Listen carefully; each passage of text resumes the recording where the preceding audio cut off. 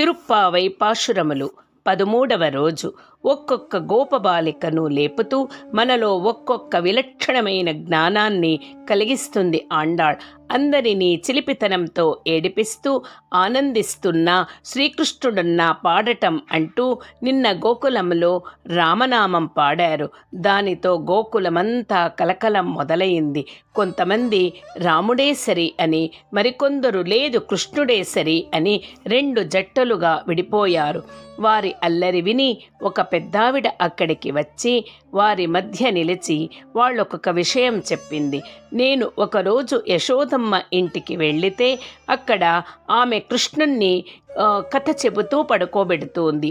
అనగనగా రాముడు, భార్య సీత వాళ్ళు అడవిలో ఉండగా రావణాసురుడు సీతను ఎత్తుకుపోయాడు అని యశోదమ్మ చెప్పిన వెంటనే శ్రీకృష్ణుడు లేచి సౌమిత్రే ధనుహు అని అరిచాడు.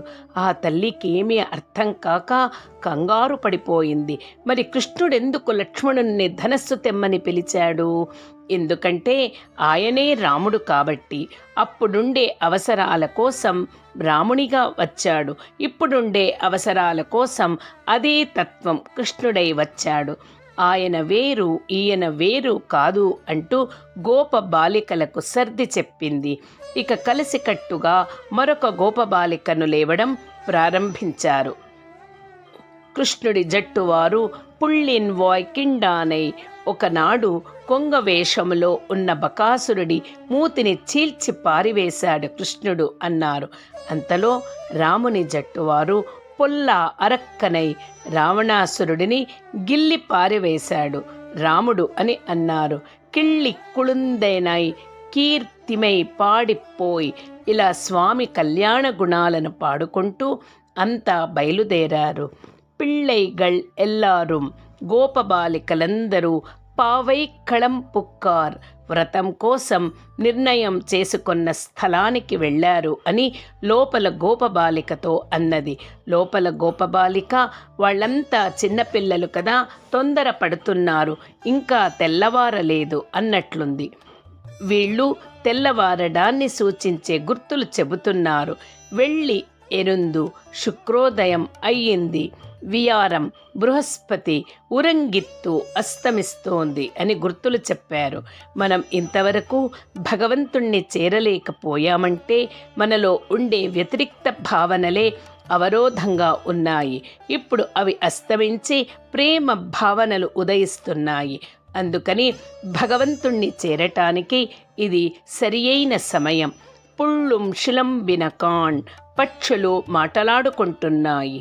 పోదరి కణిన్నాయ్ తుమ్మెద వాలిన పుష్పం వంటి కళ్ళు కలదానా. తనను గుర్తించిన వాణ్ణి భగవంతుడు శిరస్సును ధరిస్తాడు. అందుకే లోపల ఉండే గోపబాలిక తను వెళ్ళడం ఏంటి, కృష్ణుడే తన దగ్గరకు రాని అంటూ పెద్దగా పట్టించుకోవడం లేదు. కుళ్ళ కుళిర చల్లచల్లటి ఆ నీటిలో కుడైందు నిండా మునిగి నీరాడాదే అవగాహన స్నానం మనం చెయ్యాలి గదా. లేకుంటే శ్రీకృష్ణుడి ఎడబాటు ఒక విరహాగ్నిగా మనల్ని దహించి వేస్తుంది. పళ్ళి కిడత్తియో ఇంకా పడుకొని ఉన్నావా, పావాయ్ ముగ్ధత కలిగిన దానా, నీ నన్నాళాల్ సమయం అయిపోతుంది.